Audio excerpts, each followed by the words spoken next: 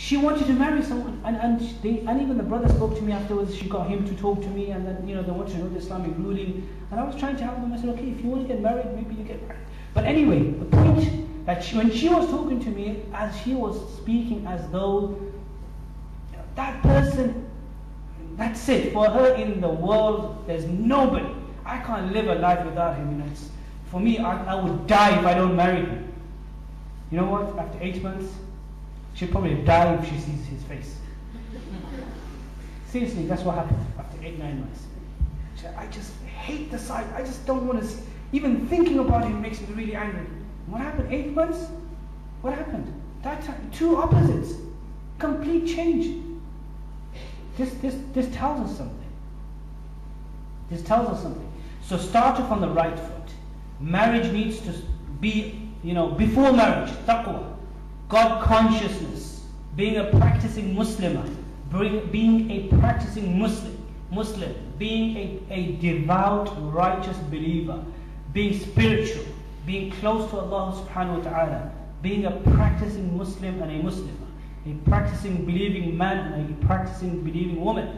And then you start your marriage, you enter marriage. That doesn't mean somebody thinks that, I'm going to 5-6 years, let me do all the sins, and then after 5 years I'll start being righteous and then get married. No, that's not how it works, because life, we don't know. Anytime, death can come anytime. And you see, even if death comes later, the more you become accustomed to a life of sins, the more it becomes difficult for you to come back on the right path. Do you understand this point? The more you become accustomed. If you spend another 5 years of a life of sins, then it'll take you the double time for you, or maybe not, but it'll be more of a struggle to become a righteous practicing Muslim. So therefore to say, I'll wait for another 3 years, let me just enjoy life, it's just going to make the matter more difficult for you, because now the habit has set in. The lifestyle is different. The lifestyle is different. For you to, you move to another area, for you to get, if I move here to Newcastle, maybe it'll take me 10 years, probably just a day to maybe get accustomed to the city. You go to a new place, and you're trying to get to know people, you don't like it, you feel homesick.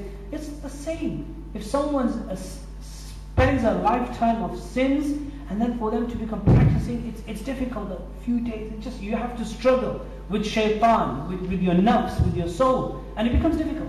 So therefore, don't wait. Straight away, we need to change. This is taqwa before marriage, and this is having the God consciousness before marriage.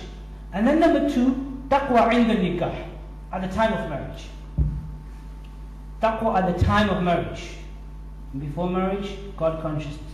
At the time of marriage, subhanAllah, it's very important.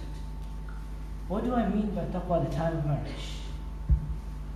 Every part of our marital ceremonies, our marriage ceremonies, every part of it, A to Z of it, you can have something cultural in them, no problem, as long as it does not go against Islam. But every part of it must be strictly in accordance with the teachings and guidance of the Quran and Sunnah, and the guidance given by Allah subhanahu wa ta'ala and His Messenger sallallahu alayhi wa sallam.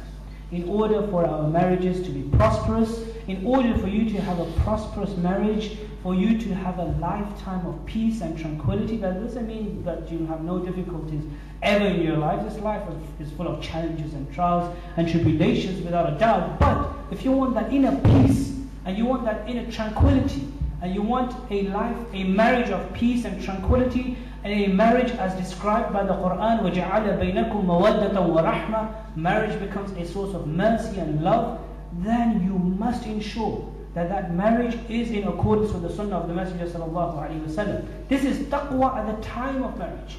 Unfortunately, we again in our communities and cultures, we have all the lists, all the sins that you could put up on a list are carried out at the time of marriage.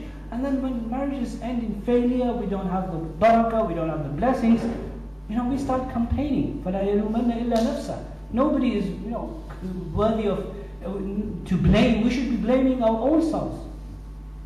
Don't blame anyone else except our own selves. Because the marriages, we did not conduct them. We did not carry them out in accordance with the teachings of the Quran and Sunnah. Everything. Make marriages easy, make them simple. إِنَّ أَعْظَمَ النِّكَاحِ بَرَكَةً أَيْسَرُهُ مُؤْنَةً. The Messenger of Allah sallallahu alayhi wa sallam says that that marriage which has the least expenditure, the easiest marriage, the most simplest of marriages, those are the ones that receive the most barakah and blessings from Allah. It's a simple thing. We've, unfortunately, brothers and sisters, this is an important point. Unfortunately, we have made marriages difficult. Islam considers marriage to be a very simple activity. A simple activity. Don't understand this in a wrong way. I'm not trying to say certain things, but it should be simple. Islam considers marriage to be an extremely simple activity in your lifestyle, in your lifetime. It's a very simple activity. We have placed restrictions upon ourselves. Self-imposed shurut and conditions and restrictions. That this person has to come and that person has to come and this hall needs to be hired and this much money. Even if we don't have the money, we'll take a loan out. And just because of cultural reasons. Because what will people say in the community? The worst thing a believer can do is think about what people will say. You know what? It's just going to make your own life miserable. It's actually one of the best ingredients. There's actually a whole list of ingredients. I gave a talk recently where I mentioned 8 or 7 steps of happiness in life. And one of the steps, I mentioned 7, went through 7 steps. To be happy in life, to have that inner peace and tranquility. And one of the steps was this. Don't think about what people will say. If you block your mind and you just blank it, completely what people will say, you don't think about what people, you're not bothered in the least. Yes, you are bothered about what Allah will think about you, or the Messenger of Allah sallallahu alaihi wasallam think about you. You only fear Allah and you only think about as long as your relationship with your Lord is clean, you're not violating any rules of Islam, then don't think about people. Because the world, the people, there's never a time where people will be happy. They'll be happy with you one day, next day they'll be upset. Our objective in life is not to make people happy. And we will never able to make people happy. Never. You could be the most righteous individual in the world. It's not going to happen. It's not going to happen. So when we do marriages, don't think about this, they'll say this, and she will say this, and who will say what, and what will. That's the problem. We have imposed restrictions, conditions. Until I don't have a mansion, until you don't have a car, until I know this brother, this is Palestinian brother once, I used to sit in Syria a long time ago. He's a good friend of mine. I used to say that it's so difficult here in our world for me to get married. No parents will give me their daughter until I don't have 3 keys. I said, what are those 3 keys? He said, key to a business, key to a home, and key to a car. I said, I'm not in your community.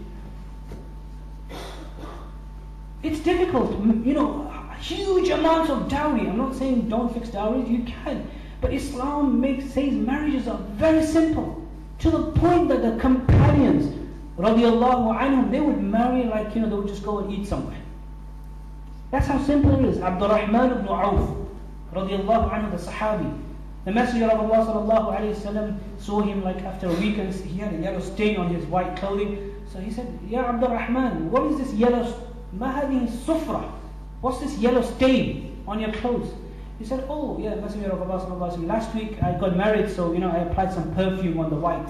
So that is from the perfume that I applied. So you got married. Barakallah. May Allah bless you. Awlim walau bishatin. Don't forget, just make a small walima, even if it's just by slaughtering just 1 goat. Don't worry.